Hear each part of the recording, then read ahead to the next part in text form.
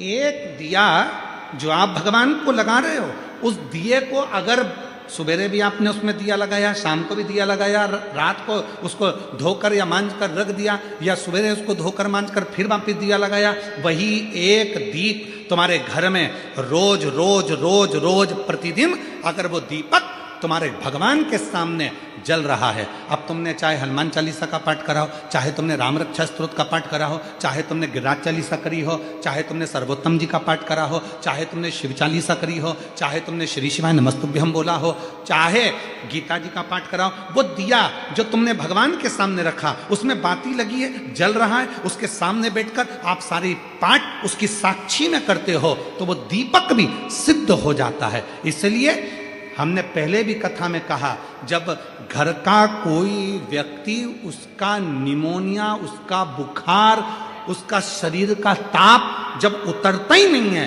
तब जिस दीपक को तुमने रोज लगाकर आरती पूजन करी है, उस दीपक को पानी में डाल दिया जाता है, पानी में से निकाल दिया जाता है, उसी पानी को उसके शरीर पर दिन में कम से कम 3 से 4 बार उस पानी से पोंछा जाता है, तो धीरे धीरे वो ताप, वो बुखार उतरना प्रारंभ हो जाता है, निमोनिया ठीक होना प्रारंभ।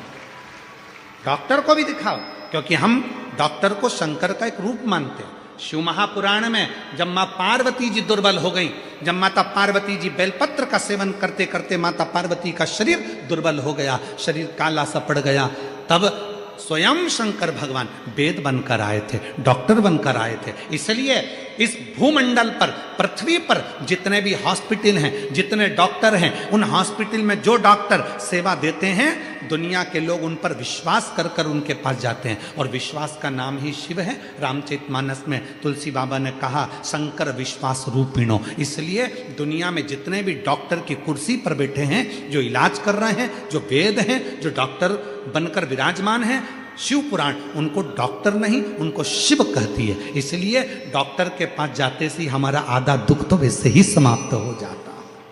डॉक्टर के जांच कराओ, डॉक्टर के ये रिपोर्ट लाओ, वैसी रिपोर्ट लाओ, पर इलाज डॉक्टर के अनुकूल। और साथ में जो दीपक तुमने लगाया है, रोज रोज उसी दीपक को जला रहे हो, तो दीपक सिद्ध हो गए।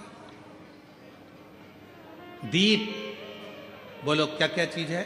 दीप, आसन और पात्र, जल का पात्र, ये 3 सिद्ध होते चले जाते, इनकी सिद्धता बढ़ जाती। चलो, अब ये बात तो तुमने आज सुनी, पुरानी कथा निकालो। टीवी पर रामायण किस किसने देखी है? टीवी पर महाभारत किस किसने देखी है? टीवी पर सीरियल किस किसने देखे हैं? भगवान के देखे होंगे। महाराज जी को क्रोध आता है, वो अपने कमंडल का जल निकाल कर तुरंत श्राप दे देते हैं। बोलो देखा कि नहीं देखा? जम के तो बोलो, देखा ना? श्राप किस चीज से लगा? जिस कमंडल को महाराज जी पूजन में रखते थे, किसी दूसरे के कमंडल का जल नहीं, अपने कमंडल का जल, मतलब पात्र, जो शिव महापुराण की कथा कहती है, दीप, आसन और पात्र, जिस पात्र को आप अपने शिव के पास लेकर जाते हो, जिस पात्र से आप साधना करते हो, जिस पात्र से आप शिव को जल चढ़ाते हो, जिस पात्र से आप शंकर की पूजन करते हो, वो पात्र सिद्ध हो जाता है और उसका जल भी सिद्ध हो जाता है। पात्र की सिद्धता हो।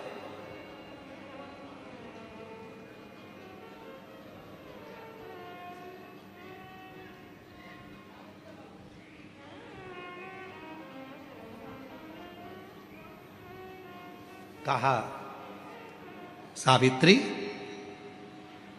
दीप, आसन और पात्र जब ये एक रहें, तो संसार में किसी की हिम्मत नहीं है कि कोई तिरछी निगाह से देखे।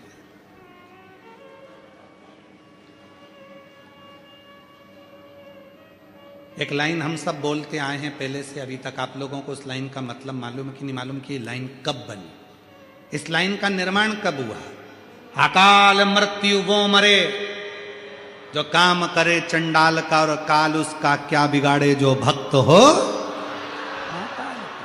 कोई तुमसे पूछे कि इस लाइन का निर्माण कब हुआ, बोलने वाले ने इस लाइन को कब बनाया था, तो कह देना महाभारत के वन पर्व में जो सावित्री की कथा आती है, और सावित्री ने जो यमराज से अपने पति के प्राण वापिस लेकर आई थी वो शिव की कृपा से लाई थी। इसलिए अकाल मृत्यु वो मरे जो काम करे चंडाल का, और काल उसका क्या बिगाड़े जो भक्त हो मां। ये संवाद तब बना